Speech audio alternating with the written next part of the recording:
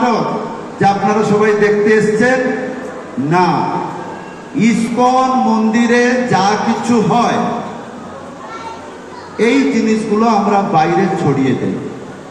তো ইসকন মন্দিরে আপনারা কি দেখলেন? প্রথমে যখন ঢুকলেন প্রথমে চিন্তায় পড়লো ভগবান মন্দিরে এখান থেকে কত দূর, ভগবান দর্শন হলো, এইরকম দর্শন কোথাও পাইনি। তারপরে প্রসাদ পাওয়া হলো, তো প্রসাদ সারা সংসারে প্রসাদ পাওয়া হয়। তার মানে এখানে যা কিছু হয় প্রত্যেকটি মানুষের জীবনের অন্তিম পর্যন্ত কার্যে লাগবে।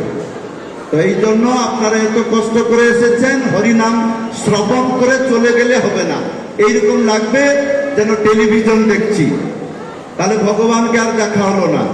ভগবানকে চক্ষু দিয়েও দেখানো হয়, কিন্তু কিছু কর্ম করলে চক্ষুতে যা কিছু দেখে সেই জিনিসের উপরে যদি কেউ ব্যক্তি কর্ম করে তাহলে সেই জিনিসের প্রতি আসক্তি হয়ে যায়। তাহলে আপনি ভগবানকে শুধু তাকাচ্ছেন, একটু হাতে তালি দেন, লজ্জা লাগলেও একটু মুখে হরিনাম করুন, তাহলে নিজেকে ভাগ্যবান বলে মনে হবে।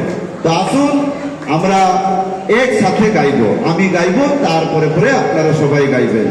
সবাই হরে কৃষ্ণ